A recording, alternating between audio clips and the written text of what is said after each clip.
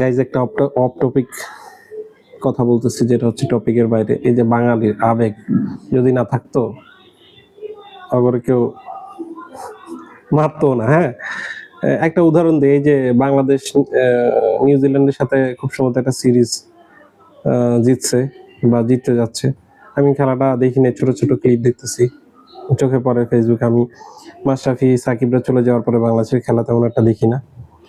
So ওই যে আবেগের ঠেলা এই শর্ট টাইম লাইনে রেখে দিলাম, এইটা টাইম লাইনে করলাম, ওইটা করলাম, এটি বাদ দিয়া অগরে সকাল বিকাল পিডান উচিত। শ্রীলঙ্কার প্লেয়ারগুলোর মতো জরিমানা করা উচিত, তাইলে যদি অগ একটু আক্কেল জ্ঞান হয়।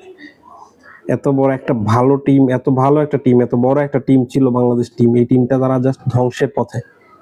সো এই আবেগী না হয়ে অগরে সমালোচনা করো, অগরে গালি দাও, যাতে ওরা মানুষ হয়, ভালো খেলে। আমি যদিও খেলা দেখা ছেড়ে দিছি, কিন্তু হচ্ছে তোমরা আবেগী হওয়া বন্ধ করো। এই আবেগ না থাকলে তোমরা কুত্তায়ও কিছু করতো না, ঠিক আছে? এটা মাথায় রেখো।